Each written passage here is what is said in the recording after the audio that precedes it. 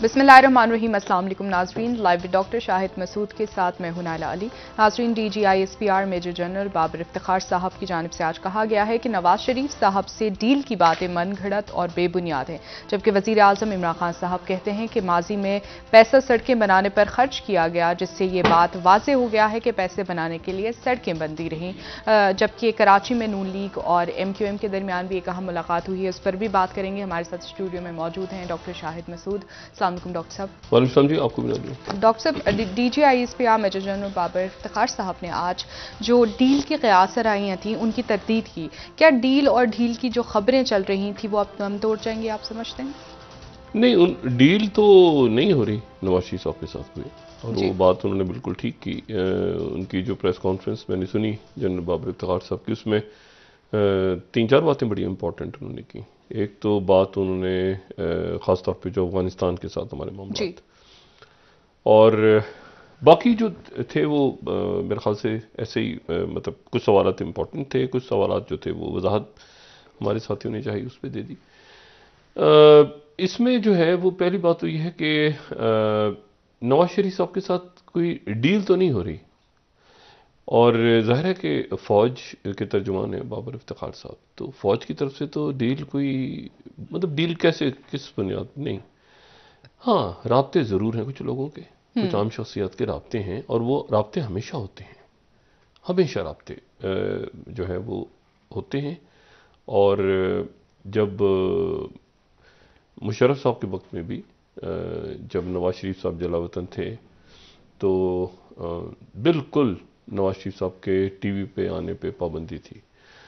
और मुझे अच्छी तरह याद है कि जब 2003 में एक दफ़ा नवाज शरीफ साहब ने 2003 में गालिबन एक दफ़ा नवाज शरीफ साहब ने कोशिश की कि हमने कोशिश की कि नवाज शरीफ साहब का एक बीपर ले लें, छोटा सा एक, उनसे बात कर लें टीवी पे। तो नवाज शरीफ साहब को परमिशन नहीं दी सऊदी को, सऊदी अरेबिया में होते, और एक माहिदा भी था सऊदी अरेबिया के साथ उस वक्त। लेकिन फिर ऐसा हुआ कि नवाज शरीफ साहब का हमने एक बीपर लिया। अच्छा। और मतलब उसके लिए काफ़ी तगज़ा करनी पड़ी। बीपर से मुराद ये कि उनको उनकी आवाज़ टीवी पे आए, और शायद नवाज शरीफ साहब को इस बात का इल्म है या नहीं, लेकिन फिर उसमें जो है ब्रिगेडियर नियाज साहब थे। ब्रिगेडियर नियाज जो हैं वो एक बड़े दबंग किस्म के हमारे फ़ौज के रिटायर्ड ब्रिगेडियर थे। ये वही ब्रिगेडियर नियाज जिनके बारे में मैं अक्सर कहता हूँ कि लाहौर में गोली चलाने से इनकार कर दिया था, ये उस वक्त हयात थे। तो इनके नवाज शरीफ साहब से रब्ते थे और मुशर्रफ साहब से भी रब्ते थे। तो फिर हम ब्रिगेडियर नियाज साहब से हम रब्ता करके, तो ब्रिगेडियर नियाज से कहते थे कि सर आप ज़रा रिक्वेस्ट करें मुशर्रफ साहब से परमिशन दिलवाएं। फिर वो हामिद जावेद साहब दरमियान में आते थे, फिर उनसे बात होती थी, तो वो कहीं ना कहीं से कोई रास्ता निकाल निकल के। लेकिन अच्छा, बेनज़ीर भुट्टो साहब जो है वो तो बिल्कुल इस पे यानी ये था कि जब वो UAE में होंगी तो पॉलिटिकल एक्टिविटीज़ में हिस्सा नहीं लेंगी, तो वो जब लंदन जाती थी तो वहाँ से वो इंटरव्यूज़ वगैरह दे देती थी। लेकिन आखिरी साल जो था वो थोड़ा सा बेनज़ीर भुट्टो साहब ने फिर इंटरव्यूज़ वगैरह देने शुरू किए दुबई से, उससे पहले वो लंदन से देती थी। अच्छा, अब ये जो तो ये अब कोई डील वगैरह तो नहीं है, डील क्या होगी, ठीक है ना, लेकिन राब्ते हमेशा होते हैं, राब्ते हमेशा होते हैं अदारों के, और वो रहने भी चाहिए। कि अचानक पता चला कि कोई जो है वो अजीबो गरीब सी सूरत हाल डेवलप हो गई, तो उसके नतीजे में जो पॉलिटिकल पार्टीज़ हैं पार्लियामेंट के अंदर मौजूद हैं, लेकिन ये कि उनकी वापसी कैसे होगी, क्या होगी, कब होगी, क्यों कर होगी, इसके बारे में तो हुकूमत भी बात कर रही है और अपोजिशन बात कर रही है। लेकिन मेरे नहीं ख्याल कि कोई डील हो रही, उसको डील का नाम दिया जा सकता है। वो बात उन्होंने DGISPR ने बिल्कुल दुरुस्त की। अच्छा, दूसरी जो बात है, अभी मिसाल के तौर पे भी हमारे जो कुछ शख्सियात अभी मिल के आई हैं, वो मतलब फ़ौज से कोई ताल्लुक़ नहीं है उनका, लेकिन वो होता है ना कि वो राब्ते मुख्तलिफ हवालों से बहाल रहते हैं, हमेशा बहाल रहते हैं। सही, राब्ते तो हमेशा बहाल रहते हैं, और मतलब है कि राब्ते तो मोसाद से भी रहते हैं राब्ते तो हर एक से रहते हैं। अपनी दुनिया में रहना है तो वो तो राब्ते तो हर एक से रहते हैं। तो बात उन्होंने दुरुस्त की कि कोई डील वगैरह का मामला नहीं है। मैं दो तीन बातें इस पे, 2-3 बातें और मैं कहना चाहूँगा। एक तो ये है कि ये जो ऑडियो टेप आई मरीम नवाज साहिबा की, उस पर मैं कोई बात करना चाहूँगा। और दूसरी बात जो है वो जो कि फॉरेन फंडिंग के हवाले से बात आई। देखें, परवेज़ रशीद साहब काबिल एहतराम है। परवेज़ रशीद साहब से पहली मुलाकात जो है वो उस वक्त हुई थी जब वो मुशर्रफ साहब के दौर में जलावतनी में गए थे यहाँ से, और काफ़ी उनके साथ ज़्यादती भी हुई थी और तशद्दुद भी गालिबन हुआ था, काफ़ी बिटर हो गए थे वो। और उसके बाद वो वापस आए और उनको काफ़ी उनसे रब्ता रहा जलावतनी के दौर में भी, और लंदन में भी उनसे मुलाकातें होती थीं। और लेकिन हुआ ये कि मुझे लगता ऐसा है कि परवेज़ रशीद साहब थोड़े से बिटर रहे हमेशा, यानी थोड़ी सी तलखी उनमें हमेशा रही।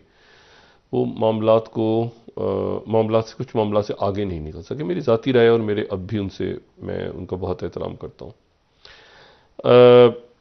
अगर मुस्लिम लीग नवाज के इस दौर में, ज़ाहिर है कि मुझे बहुत दुख हुआ उन्होंने मज़हर अब्बास साहब के बारे में जो बात की। इरशाद भट्टी, मज़हर अब्बास जो हैं वो तो उनसे चंद रोज़ पहले मुलाकात हुई, तो मज़हर अब्बास तो उन लोगों में से हैं जिन्होंने मुझे बतौर एक डॉक्टर भी देखा हुआ है। वाकई वो गवाही दे सकते हैं कि मैंने जिन्ना हॉस्पिटल कराची में काम किया, तो मज़हर को मैं उस ज़माने से जानता हूँ। और जो है वो इरशाद भट्टी भाई हैं छोटे, उनसे भी मेरा सहाफ़त से हट के ताल्लुक़ रहा है। और मुझे बहुत अफसोस हुआ। नुसरत जावेद साहब की टोकरी के हवाले से तो मुझे बात समझ ही नहीं आई, क्योंकि नुसरत जावेद जो हैं ये जो है ना, ये आमों की पेटियां और ये मिठाइयाँ ये तो ऐसे ही आ जाती हैं चलते फिरते। मेरे पास जो है वो नहीं आई कोई। मुझे पता नहीं क्यों नहीं भेजा किसी ने आज तक। अगर आएगी तो मैं रख लूँगा, आप यकीन करें, मैं वापस नहीं करूँगा टोकरी, लेकिन मुझे किसी ने भी नहीं भेजी आज तक किसी भी दौर में। लेकिन हुआ ये कि देखें, इसमें जो बात है वो ये है कि पहली बात तो ये कि बिटरनेस ख़त्म नहीं हुई किसी वजह से, जो कि हो जानी चाहिए थी। मतलब मैं भी बताऊँ आपको, मतलब मुस्लिम लीग नून के अंदर बहुत सारी शख्सियात हैं, जैसे तारिक अजीम साहब, जो सब जानते होंगे तारिक अजीम साहब को, जो वज़ीर मुमलिकत बराए इत्तलात उन्होंने ज्वाइन कर ली थी। वो बेहतरीन हमारे सबके दोस्त और बड़े तरीके से बात करना। और इसी तरह से मुशाहिद हुसैन साहब थे, वो भी आ सकते थे मीडिया में। इसी तरह से और बहुत सारी शख्सियात थीं।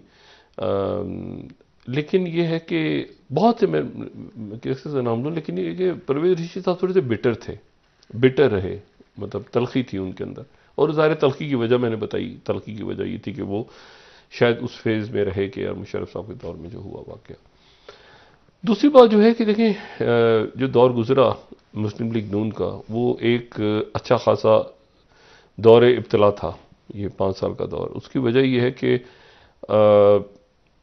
इस दौर में ज़ाहिर बातें तो बहुत अजीब व गरीब, ये जो ऑडियो कॉल्स लीक हुई हैं इसमें तो काफ़ी भौंकना और इस तरह की ज़बान इस्तेमाल हुई है सारी। मैं तो इंतज़ार कर रहा हूँ कि किसी दिन मेरे बारे में कोई ऑडियो लीक हो कि मेरे बारे में क्या तासुरात थे, क्योंकि मेरे बारे में ये भौंकने वगने के अल्फाज तो नहीं थे। मेरे बारे में तो ये सूरत हाल थी कि परवेज़ रशीद साहब जो हैं वो पैमरा के दफ्तर में खड़े होते थे और पैमरा के अंदर लड़ाई मार कुटाई हो रही होती थी, और एक मुकदमा चल रहा है तो दूसरा चल रहा है, तो शो बैन हो गया तो इधर से हो गया तो उधर से। वो पैमरा ने एक दिन तो ऐसा हुआ, ये चूँकि चैनल्स का नाम खुल के इस्तेमाल हो रहा है, तो ARY पे ये हुआ कि मैं और आरिफ भट्टी साहब और काशिफ अब्बासी साहब, मेरा शो बैन हो गया। 1 महीने के लिए बैन कर दिया, उठा ऐसे बैन हो गया 1 महीने के लिए। तो मैं और काशिफ अब्बासी साहब और समी इब्राहिम थे और आरिफ भट्टी साहब हमारे, तो सारे जो हैं वो गए, और अरशद शरीफ साहब, हम लोग पहुंच गए जनाब हाई कोर्ट। तो हाई कोर्ट में जो जज साहब थे, हमने कहा जी ये 1 महीने के लिए शो बैन हो गया है, तो उसको आप हमें इजाज़त दें कि शो को 1 महीने के लिए, डॉक्टर शायद गायब। अच्छा, तो क्या हुआ कि उन्होंने कहा कि जी बिल्कुल आपको आने, जैसा कहते हैं आपको आने की जरूरत क्या है, तो हम डॉक्टर साहब आप आराम करें घर पे। मैंने कहा अच्छा, इतनी इज्जत दे दी डॉक्टर साहब, जज साहब ने, तो और क्या चाहिए जिंदगी में। उसके बाद ये हुआ कि वो 10वें या 12वें दिन फैसला महफूज हो गया।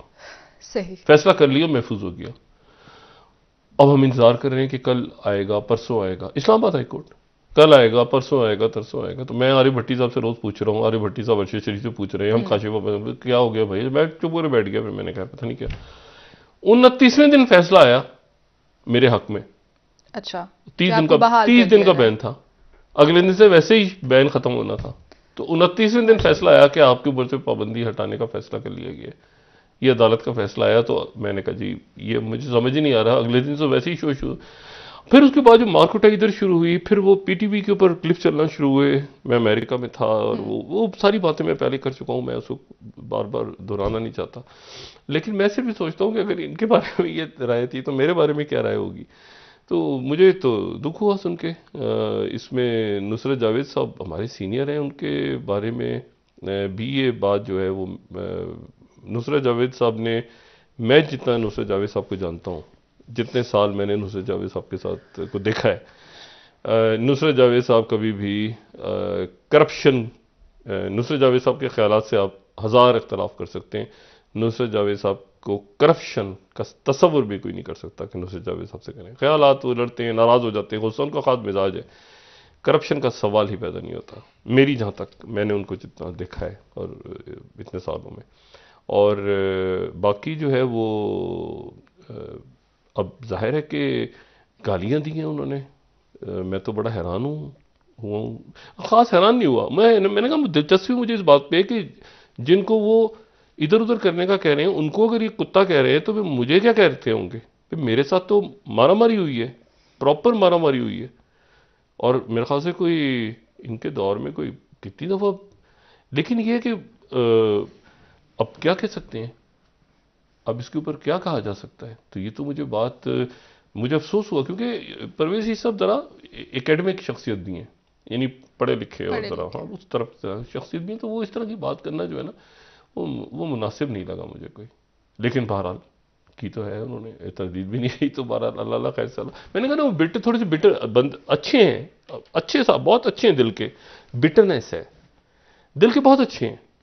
ये मैं बता दूं, जालिम को कातिल नहीं है कि गर्दन उड़ा देंगे, दिल के बहुत अच्छे हैं। लेकिन वो तलखी जो है ना, वो तलखी उनमें रह गई है शायद। हाँ, हम भी बात कभी कभी करते हैं, मेरी उनसे एक दफा बड़ी लंबी चौड़ी बात हुई, तलखी आ जाती है उनके अंदर थोड़ी सी। वो शायद नहीं अच्छे पॉलिटिकल कारकुन है, सब कुछ तलखी है, वो तलखी की वजह से ना वो बात ऐसी बात कर जाते हैं। लेकिन ये है कि ये कुत्ता वो मैंने कहा मुझे सिर्फ दिलचस्पी ये कि मेरे बारे में क्या इस्तेमाल होते होंगे अल्फाज, क्योंकि इनके पूरे दौर में अगर किसी को प्रॉपर किसी की ऐसी तैसी हुई है मीडिया में तो मैं हूं। तो सवाल ये है कि मेरे बारे में क्या तासुरात थे। और तो कोई शख्स बैन नहीं हुआ ना, और तो कोई शो बैन नहीं हुआ, और तो कोई पैमरा के नोटिस और ऐसा कुछ भी नहीं हुआ। तो बहरहाल अच्छा, दूसरी जो बात है फॉरेन फंडिंग के हवाले से मैं बात करूं, इमरान खान साहब के लिए ये एक सवालिया निशान है और खड़ा हो गया है सवालिया निशान। और वो इसलिए खड़ा हुआ है, उसकी मैं वजह बताता हूँ। क्योंकि खान साहब के साथ कई जो इनकी फंड रेजिंग से प्रोग्राम्स हैं, उनको मैं उनमें शरीक भी हुआ हूँ और मैंने उनमें यानी आप समझेंगे मेज़बानी भी की है। तो उसमें ये था तरीका, सिलसिला ये था इसमें कि खान साहब ने इसमें, मैं अकबर बाबर साहब से भी एक आध दिन में डिटेल्स इसकी लूँगा और चेक करूँगा इसको कि क्या है ये रिपोर्ट पूरी। इसमें देखें वल्लाहु आलम ये अमेरिकन कंपनीज और ये बाकी सारा जो दुबई की कंपनीज और ये सारा इसमें किस हद तक सदाकत है कि देखिए मैं जितना मैं जानता हूँ, मैंने 2-3 बातों पे खान साहब को रोका और उनकी मैं तस्दीक कर सकता हूँ। मिसाल के तौर पे खान साहब को मैंने एक दफ़ा ये कहा कि जैसे खान साहब का एक प्रोग्राम हो रहा था, उसमें सुनील गावस्कर थे साथ, और मेरा ख्याल से रवि शास्त्री थे, सुनील गावस्कर थे और 2-3 और शख्सियात थी पाकिस्तान से और इंडिया से। तो फंड रेजिंग हो रही थी और वो लाइव टीवी पे भी जा रहा था। तो मैंने खान साहब से कहा, ख़त्म हो गया प्रोग्राम और बड़ी अच्छी उसमें शौकत खानम के लिए फंड रेजिंग हुई। तो उसके बाद ये हुआ कि मैं जब बाहर निकल के गया तो मैं साथ वाले ऑफिस में बैठा, तो खान साहब भी आ गए वहाँ पे। तो वहाँ पर मुझे पता चला, खान साहब के जो एक साथ इनके दोस्त थे हमारे और इनके खान साहब के कॉमन दोस्त, तो उन्होंने कहा कि जी ये यार ये खान को ये इतने पैसे क्यों दिए इस आर्टिस्ट को। तो मैंने कहा है ये आर्टिस्ट पैसे लेते हैं? उन्होंने कहा नहीं, सारे तो नहीं लेते, ये तो दोस्त हैं, क्रिकेटर्स हैं, और वैसे खान साहब के बहुत सारे फैंस हैं, एक दो ने पैसे लिए इसमें से, तो यार ये तो मैंने खान साहब को फिर वहां पे कहा, मैंने कहा खान साहब बात सुने, ये जो है ये इनको पता नहीं है कि चैरिटी का प्रोग्राम हो रहा है, तो ये पैसे लेते हैं। अच्छा, मैंने बल्कि उनको भी सुना दी, एक खातून थी बड़ी, मैं नाम नहीं लेना चाह रहा, पड़ोस की हमारे एक बड़ी एक्ट्रेस, मूवीज में भी आती है वो, उनको मैंने सुना दी। मैंने कहा जी आप पैसे लेती हैं इस चीज़ के, ये तो चैरिटी। कहती है नहीं एक्चुअली देखिए ना यूं है टू एंड। मैंने कहा क्या टू एंड, ये चैरिटी का प्रोग्राम हो रहा है आप इसमें। फिर मैंने खान साहब से ही कहा, मैंने खान साहब ऐसा है कि आप इसमें आर्टिस्ट, वो लोग जो पैसे लेते हैं उनको आप ना बुलाएं, फंड आपका अल्लाह ताला उसमें बरकत डालेगा, फंडिंग वैसे ही होगी आपकी, बल्कि ज़्यादा होगी। तो इन्होंने कहा कि यार वो लोग लोग कहते हैं आर्टिस्ट आते हैं। मैंने कहा नहीं, छोड़ दें आप इसको, छोड़ दें आप, बगैर आर्टिस्टों के ये प्रोग्राम करें, जो आपके दोस्त हैं, दोस्त अहबाब आपके साथ होंगे, और आप देखिएगा उसमें अल्लाह ताला बरकत देगा और पैसे ज़्यादा आपको मिलेंगे शौकत खानम के लिए। तो उसके बाद ये हुआ कि खान साहब ने वो बात माना, वो ख़त्म कर दिया खान साहब ने सिलसिला। उसके बाद खान साहब के साथ अगर कोई आर्टिस्ट पाकिस्तान के या बाहर के, तो वो खान साहब के ऐसे फ़ैन आते थे। फिर खान साहब ने उसको पे नहीं किया किसी को। ये बात मैं कह रहा हूँ 2006-7 की बात कर रहा हूँ, ये बहुत पहले की बात है। 2011 में जो एकदम से पीटीआई ऊपर गई है ना, उससे पहले का वाक़यात हैं सारे। तो ये एक आध होती थी बात। उसके बाद ये होता था कि लोग बहुत सारे जो हैं वो पैसे कैश देते थे आके, इसमें कोई शक नहीं है, और बहुत सारे लोग आके कैश पैसे देते थे। खान साहब की तरफ से बार बार अनाउंसमेंट की जा रही होती थी, लेकिन ये होता था कि वो लोग पैसे कैश भी देते थे। अब उसका कैसे हिसाब किताब होता था वो मैं नहीं जानता, लेकिन होता था, होते थे कैश पैसे। और उसमें कोई मतलब अचानक उठा और खान साहब ने कहा कि कोई बच्चा आया, बच्चा पैसे देके चला गया, कोई खातून नहीं पैसे देके चली गई शौकत खानम के लिए भी और पार्टी के लिए भी। अब उनका कैसे हिसाब, अच्छा ये चूंकि स्टाइल मुख्तलिफ है ना दूसरी पार्टियों से, मतलब दूसरी पार्टियों में तो मुझे नहीं पता कि क्या सिलसिला होता है, लेकिन खान साहब की चूंकि फैन फॉलोइंग इस तरह के, वो हम ही खड़े होते स्टेज पे तो लोग आके जो है ना ये डब्बे में डाल दें, इधर डाल दें, उधर डाल। अब उसको कैसे मैनेज होता था वो मैं नहीं जानता। मेरा जो जहां तक अंदाजा है इसमें, वो ये है कि इसमें मिसमैनेजमेंट्स हुई हैं, बहुत ज्यादा मिसमैनेज हुए हैं, फंड्स मिसमैनेज हुए हैं। लेकिन अगर मुझे कोई ये कहे कि इसमें से उसमें से खान साहब ने पैसे निकाल के और अपने ऊपर खर्च कर लिए हो, तो ये बात मैं बिल्कुल नहीं, सवाल ही पैदा नहीं होता। मैंने खान साहब को वहां पे रहते हुए, और क्या कहना चाहिए, मतलब है कि इनके लोग कह रहे हैं ना कि मतलब इनकी लाइफ स्टाइल इनके साथ घूमा फिरा भी हुआ हूँ, तो मैं ये बात बिल्कुल मानने को तैयार नहीं हूँ कि खान साहब के पास जो है ना उनकी जेबों से डॉलर निकल रहे हैं और वो वहाँ पे उड़ा रहे हो, ऐसा कुछ नहीं होता था, ऐसा कुछ नहीं। खान साहब के पास जो मेजॉरिटी ये होते थे ना, ये कपड़े वपड़े स्टाइल ये वो, तो ये मेजॉरिटी लोग गिफ्ट कर जाते थे आके खान साहब को, मतलब फैंस आके या दोस्त अहबाब ने आके खान साहब को दे दिया। खान साहब का कोई ऐसा मूड कभी मैंने नहीं देखा कि यार वो कहें कि यार मुझे फलानी मॉल में लेके चलो, फलाना ब्रांडेड जूता लेना है। मैंने, हो सकता है हो, मैं अपना सिर्फ एक्सपीरियंस बता रहा हूँ, काफी टाइम गुजरा है वहां पे तो बाहर, तो ऐसा नहीं हुआ कि खान साहब कहेंगे यार मैंने ब्रांडेड नया जूता लेना है तो यार वो मुझे जो है ना वो 10 लाख रुपए का जूता दिखाओ। और लेकिन मुझे ऐसे लोग भी पता है जो लेते रहे, सियासी भी हो गए, सियासी भी जिनको बड़ा होता है ब्रांडेड जूते, ब्रांडेड घड़ी, लेकिन खान साहब को यह कि यार बस वो चप्पल पहनी हुई है तो बस ठीक है ना यार, वो बस एक शाम को फंक्शन में जाना है तो एक सूट यार मेरा इस्त्री होना चाहिए, बस खत्म। तो ये मिसमैनेज हुए। अब इस मैनेजमेंट के नतीजे में लेकिन फिर कानून क्या कहता है, असल सवाल है। ये कंपनियां बनी थी नहीं बनी थी, मेरे लिए हैरान कुन बात, मैं ये नहीं जानता, ना मैं तबसरा करूंगा कि अगर ये कंपनियां बनी थी और इन अकाउंट्स में पैसे कैसे डाले गए थे, ये वो वाकयात हैं जो दस्तावेजात कह रही हैं जी। अब इनका, और फिर खान साहब ने इनको रोका क्यों इतने अरसे, ठीक है, तो ये तो फिर अकबर बाबर साहब चूंकि पॉलिटिकल हवाले से इनके बहुत करीब थे। मैं तो शौकत खानम के हवाले से फैसल सुल्तान साहब को मैं एक आध दफ़ा मेरी उनसे एक दो दफ़ा उस ज़माने में, अभी नहीं, उस ज़माने में मेरी मुलाकात हुई। लेकिन पीटीआई के हवाले से अकबर बाबर साहब कैसे मामलात को देखते थे वो अकबर बाबर साहब जाने और ये जाने। अगर खुद मुझे बस इस बात का खदशा है कि अगर ये पार्टी के ऊपर मसला हुआ ना, फंडिंग का कोई गड़बड़ हुई, मेरी आज बात हुई थी इन लोगों से ना जो पीटीआई के लोग हैं, तो उन्होंने कहा जी मैक्सिमम ये होगा कि जी वो पैसे जो हैं वो जुर्माने के तौर पे काट ली जाएंगे। लेकिन फिर उसके बाद दूसरा जो नुक्ता नज़र है वो ये है कि अगर पैसे ले लिए जाएंगे तो फिर उसके बाद शनाख्ती वो जो होता है इंतखाबी निशान वो ले लिया जाएगा वापस, तो वहाँ तक मामला जा सकता है। अगर वो फंडिंग तय हो जाती है कि बाहर से किसी और मुल्क की फंडिंग हो रही है, ये हो रहा है वो रहा है, तो वो जो है फिर वो अपने ज़ाती तजुर्बा बता दिया खान साहब को। और अभी भी मैं आपको बताऊं, खान साहब को बहुत से लोग पाकिस्तान में, उस वक्त मैं जिस चैनल में था वो चैनल के मालिकान खान साहब को कहीं ना कहीं जो है वो किसी ना किसी अंदाज में खान साहब को फेवर कर रहे होते थे। जो चैनल आजकल खान साहब का ख्याल है कि मेरे खिलाफ है बहुत ज़्यादा चैनल, वो चैनल खान साहब के लिए फ्री करता था ये पूरी टेलीथॉन, सारे करते, सब करते, बहुत से लोग सपोर्ट करते हैं इसमें शौकत खानम के अंदर, पॉलिटिकली नहीं, शौकत खानम में। तो बात ये सारी कि वो इस तरह के चैरिटी वर्क में, अब उसमें कानून क्या कहता है, आगे क्या मामलात हैं, मैं वो नहीं जानता। जितना मैंने देखा है वो मैंने ये जरूर देखा कि उन पैसों में से खान साहब को मैंने कभी खर्च करते नहीं देखा।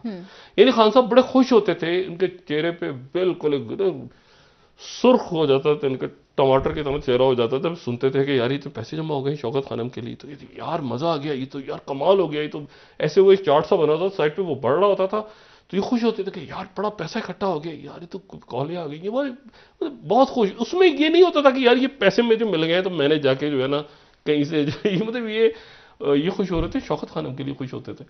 तो बाकी कानूनी मामला है, बाकी कानूनी मामला है।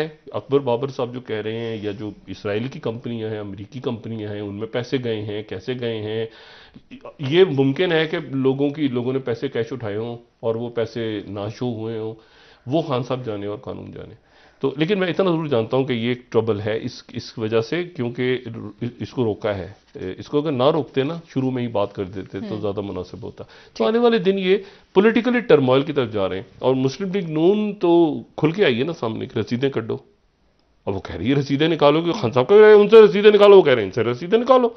तो अब रसीदें निकालो, तो ये अगर पैसा जो है वो फॉरेन फंडिंग है नहीं है, कैसे, अदालत ने इसके ऊपर एक ऑर्डर करना है, एक ऑर्डर करना है इस पर अदालत ने। हो सकता है नोटिस करें फिर ऑर्डर करें, लेकिन ये मामला कानून वाला है और उस कानून के मामले के अंदर जो है वो खान साहब को क्लियर होकर निकलना है। उसकी मैं वजह ये बताता हूं कि ये पॉलिटिकल पार्टी का अगर मामला खराब हो गया, इस पॉलिटिकल पार्टी पे अगर थोड़ा सा भी हुआ, उसका बराह रास्त नतीजा शौकत खानम पे निकलेगा। जी, क्योंकि लोग अक्सर ऐसा होता था कि वो पैसे शौकत खानम के हैं या तहरीके, तो खान साहब को ही देख के लोग मिक्स कर जाते थे। मतलब खान साहब कर रहे हैं ना फंडिंग, अब वो पार्टी के लिए हो रही है, शौकत खानम के लिए, किसी को कुछ नहीं पता। तो मतलब हम भी फंडिंग कर रहे हैं तो हम भी शौकत खानम के चक्कर में लगे हुए हैं। तो वो अलग अलग फंडिंग कब हुई है, कैसे हुई है, वो मैं नहीं जानता। अच्छा, तो एक तो ये बात होगी। दूसरी बात जरा तो ये आने वाले दिन जो है ये टर्मोइल के डेज हैं, ये टर्मोइल के डेज हैं। और इन टर्मोइल के डेज में मुस्लिम लीग नून और पीडीएम जाहिर सवाल उठाएगी कि ये आप रसीदें निकालें, क्योंकि और आप क्या फायदा भी उठा सकती है उठा रहे हैं, फायदा उठाएंगे। वो कहेंगे रसीदें निकालें, आप इतने करोड़ रुपए आपके पास आया, ये किया वो किया, तो आप रसीदें निकालें।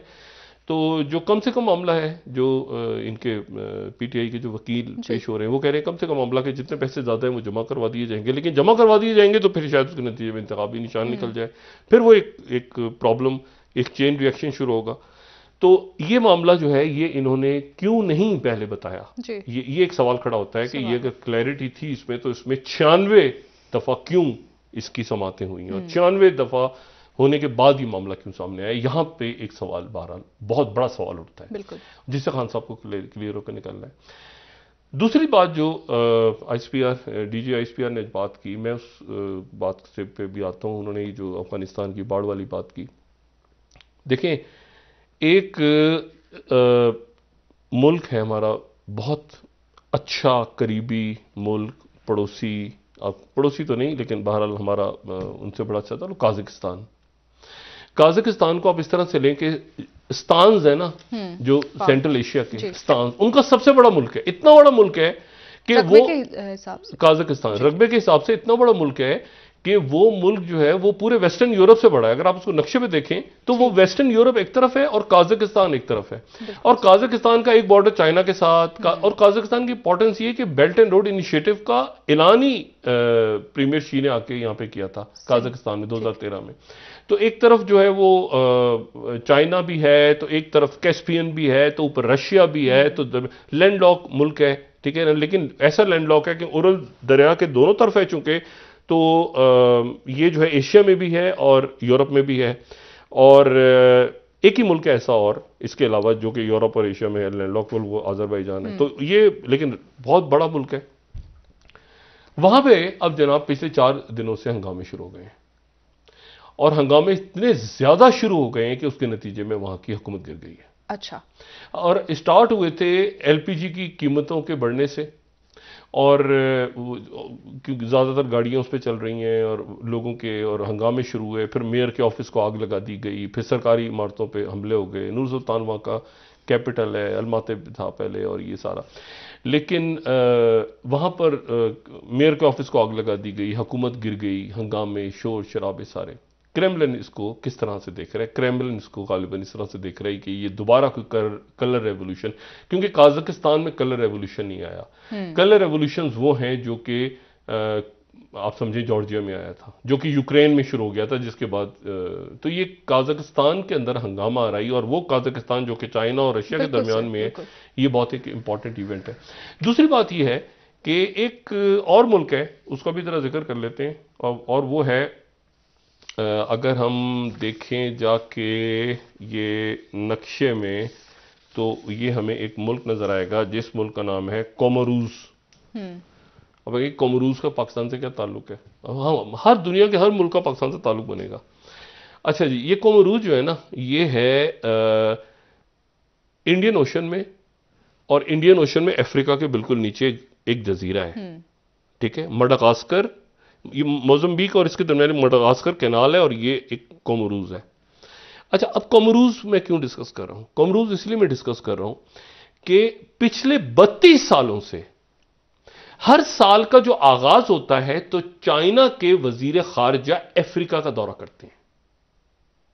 ठीक है, और अफ्रीका का दौरा करते हैं पिछले 32 सालों से, और उसको पूरा चार्ट एक है कि जी इस साल यहां गए, इस साल यहां गए, इस साल यहां गए, पूरा एक चार्ट मौजूद है। ये 1991 से शुरू करें और चलते चले जाएं तो वो हर साल का जो आगाज है, कभी वो एथोपिया जा रहे हैं 93 में उनके वजीर खारजा, कि कॉन्गो जा रहे हैं, कभी ट्यूनीसिया जा रहे हैं, वो मतलब स्टार्ट यहां से होता है।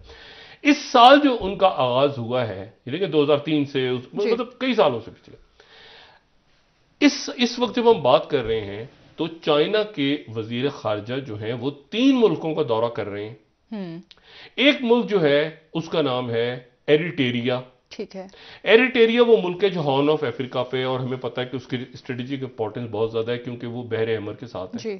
और ये एरिटेरिया वो मुल्क है जो कि फिर नीचे आप जिबूती पे चले जाएं, फिर आप ठीक है, तो ये फिर नीचे आप सोमालीलैंड पे चले जाएं, और सोमालीलैंड जो है ये भी एक बड़ी इंपॉर्टेंट है इसका जो है ना, सोमालीलैंड, क्योंकि सोमालीलैंड जो है उसको दुनिया नहीं मानती।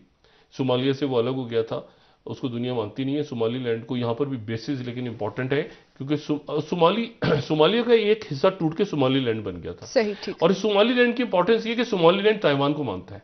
अच्छा जी, ठीक है ना। अच्छा, और इसी तरह से एक और मुल्क है स्वाजीलैंड। अफ्रीका में 2 मुल्क हैं, स्वाजीलैंड और सोमालीलैंड, ये दोनों ताइवान को मानते हैं। बहरहाल, तो एरिटेरिया के दौरे पे हैं चाइना के वजीर खारजा। उसके बाद वो कीनिया, अगर आप नक्शा देखें तो नक्शे में आपको ये अंदाजा होगा कि कीनिया फिर नीचे आ गया, और इथोपिया के नीचे कीनिया है। अगर आप नक्शा देखें तो इथोपिया वो इथोपिया जहां पे सिविल वॉर हो रही है, सिविल वॉर की जंग हो रही है तिग्रेस की। तो तिग्रे जो है, मैंने फिर बदकिस्मती के साथ मुझे बात कहनी पड़ रही है कि इथोपिया में प्रॉक्सी हो रही है। ठीक है, इथोपिया में प्रॉक्सी हो रही है, और प्रॉक्सी जो है उसके बारे में तासुर ये है, जो चाइना के लोग हैं वो कह रहे हैं कि जो तिग्रे फोर्सेस हैं उनको अमेरिका की सपोर्ट है, और जो एबे अहमद हैं जो कि इथोपिया के वजीर आजम हैं जिनको नोबेल प्राइज मिला, एबे अहमद, वो चाइना उनको सपोर्ट करता है। ये एक बात है, अब वो कहां तक दुरुस्त है कहां तक गलत है, लेकिन चूंकि ये बात कही जा रही है तो इसलिए। तो इथोपिया में खाना जोगी, तो ये कीनिया गए हैं, कीनिया यानी नैरोबी। एरिटेरिया के बाद कीनिया, और कीनिया के बाद कोमरोज। कोमरोज की क्या अहमियत आ गई? कोमरोज जा रहे हैं चाइना के वजीर खारजा। कोमरोज की अहमियत यह आ गई कि कोमरोज जो है वो इंडियन ओशन के अंदर एक जजीरा है और मुसलमान मुल्क है। अच्छा, मुसलमान मुल्क है। और कोमरोज जो है, कोमरोज के बाद वो जाएंगे मालदीव। ये इसको नक्शे को तरफ बड़ा करें, ये जाएंगे मालदीव। ठीक है, अब आपको अंदाजा होगा स्ट्रेटेजिक अहमियत का। कोमरोज की स्ट्रेटेजिक अहमियत क्या है? मडागास्कर और मोजम्बिक, मोजम्बिक इस तरफ है, मडागास्कर नीचे है। ये कोमरोज से जाएंगे मालदीव, और मालदीव से जाएंगे श्रीलंका। ठीक जी, तो स्टार्ट हो रहे हैं एरिटेरिया से सूडान, सूडान से कोमरोज, कोमरोज से मालदीव, मालदीव से श्रीलंका, ये दौरा कर रहा है चाइना के जो वजीर खारजा हैं, ये उनका पहला दौरा हो रहा है। काजाकिस्तान के अंदर हंगामा आराई हुई और हंगामा आराई के नतीजे में काजाकिस्तान के अंदर हुकूमत गिर गई और क्रेमलिन उसको इस तरह से देख रहा है कि ये कलर रेवोल्यूशन है जी। ये मैं आपको अभी उनकी तरफ से ऑफिशियली अनाउंसमेंट नहीं हुई है, लेकिन जो रशियन जो चैटर बॉक्स है वो ये है कि यहाँ पर, क्योंकि काजाकिस्तान के बारे में ये था कि काजाकिस्तान में कभी कलर रेवोल्यूशन नहीं हो सकता, जॉर्जिया में हो गया, यूक्रेन में हो गया, और उसकी वजह क्या बताई जा रही है? वो कहते थे बड़ी इम्यून है, मतलब यहाँ पे सुकून है, चैन है, स्टेबिलिटी है, ऑयल के, कभी ऐसा नहीं हुआ काजाकिस्तान में सोवियत यूनियन से टूटने के बाद भी कि वहां पे हंगामा आ रही शुरू हुई हो। अच्छा, फिर उसके बाद 2-3 और वाकयात बड़े इंपॉर्टेंट हैं। वो सर ब्रेक का वक्त हुआ है, वापस आके यहीं से कंटिन्यू करेंगे आपसे। नाजरीन एक ब्रेक हमारे साथ। और ये बाढ़ के हवाले से मैं बात करना चाहूंगा, ये जो बाढ़ का इशू अफगानिस्तान के साथ हमारा, ठीक है सर, इस पर भी बात करेंगे। नाजरीन ब्रेक हमारे साथ रहिए।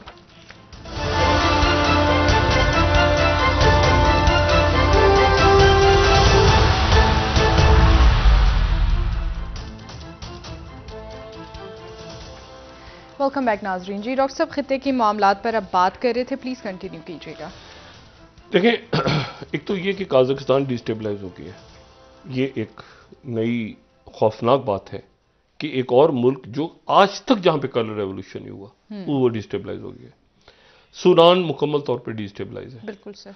और सूडान के अंदर ये सूरत हाल है कि वहां पे हमदूक के जाने के बाद अब फौज क्या करेगी ये किसी को नहीं पता और लोग सड़कों पे हैं। अच्छा, इसी तरह से इथोपिया के अंदर प्रॉक्सी वॉर शुरू हो गई है, ठीक है, और यानी सबसे ज्यादा फौजी बगावतें पिछले 50 सालों में मेरे ख्याल से हुई सूडान के अंदर है, और उसमें 5-6 दफा ही ऐसा हुआ है कि बगावत हुई और वो नाकाम हो जाए, ज्यादातर कामयाब। इस दफा पहली दफा ऐसा हुआ है कि लोग सड़कों पे, यही सूरत हाल काजाकिस्तान के अंदर हो गई है। अच्छा, यही सूरत हाल जो है वो फिर खराब हो गई है लेबनान और सऊदी अरेबिया के दरमियान, और उसकी वजह ये हुई है कि वहां पर आपको पता है उनके एक जो है वो वजीर इत्तलात जो हैं उन्होंने बयान दिया था सऊदी अरेबिया के ऊपर, उसको इस्तीफा दे दिया था, फिर वो सफारती ताल्लुकात बहाल हुए थे। अब जो हिजबुल्लाह के कायद हैं हसन नसरुल्लाह, उन्होंने सऊदी अरेबिया के बारे में बड़ी सख्त तकरीर की है जिसकी वहाँ की हुकूमत ने मजम्मत की है, यानी लेबनान के सदर और उनके वजीर आज़म और बाकी लोग सारे। लेकिन इस तकरीर का क्या असर होगा लेबनान, ईरान, सऊदी अरेबिया और खित्ते के अंदर, ये हम नहीं जानते। और ख़ासतौर पे इराक में चूंकि अभी हुकूमत नहीं बनी तो इराक की हुकूमत में भी ये बड़ा इसका एक इम्पॉर्टेंट कलीदी किरदार होगा। अच्छा, फिर उसके बाद यमन में वो जो यूएई का परचम लगा हुआ था, वो जहाज़ जब से सीज हुआ तो सऊदी इत्तेहाद ने बॉम्बिंग की है मुख्तलिफ इलाकों पर, तो यहाँ पर भी हंगामे चल रहे हैं। इस पूरी पिक्चर में देखें ना, एक और मुल्क का डिस्टेबलाइज होना, और वो भी काजाकिस्तान का।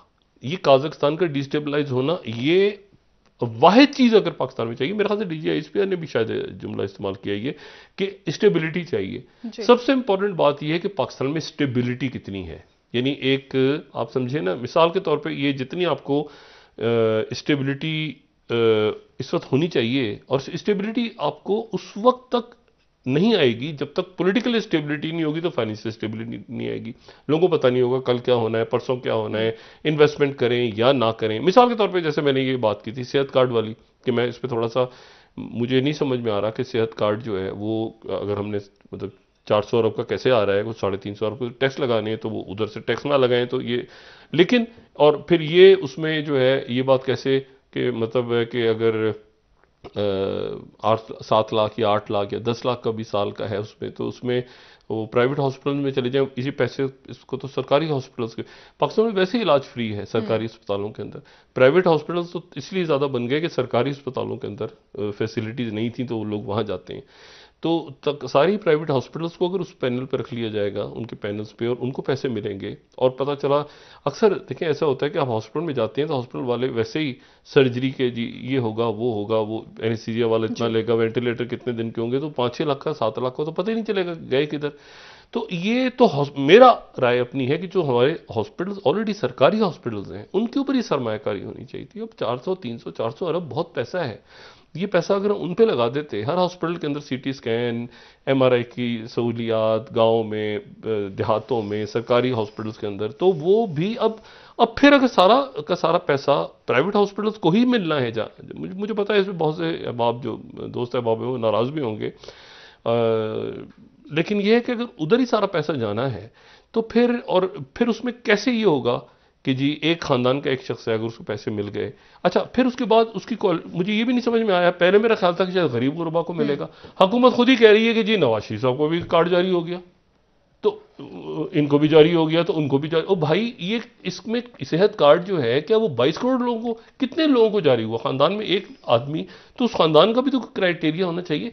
ये थोड़ी सी वजाहत अगर हो जाए ना, कि मतलब गरीबों को या तो मिले कि उनको भी हो कि जी हम किसी उसमें जाते हैं, सरकारी हॉस्पिटल में जाते हैं, और सरकारी हॉस्पिटल्स को क्यों इतना आपने जो है वो सॉरी प्राइवेट हॉस्पिटल में गरीब आदमी भी जाए, उसका इलाज हो जाए, तो प्राइवेट हॉस्पिटल्स तक तो वो जाएंगे, तो फिर प्राइवेट हॉस्पिटल्स की मर्जी है कि वो देखेंगे कि एक मिनट है जो यार, ये हमारा खाता पूरा होता है कि नहीं पूरा होता है इसका।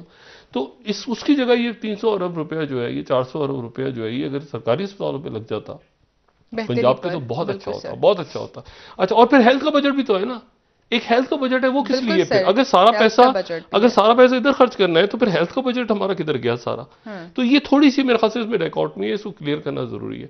अच्छा, फिर ये जो बात, जो बाढ़ वाले के इशू है, मैं आपको बताऊं, अफगानिस्तान की बाढ़ वाला इशू, और ये बाढ़ का जो इशू है ना, ये बड़ा इसलिए ज्यादा ये इंपॉर्टेंट है कि देखें, ये इसके अंदर ये बाढ़ वाला इशू इसलिए इंपॉर्टेंट है कि उनके साथ हमारे ताल्लुकात अफगानिस्तान के साथ कशीदा रहे माजी में हमेशा।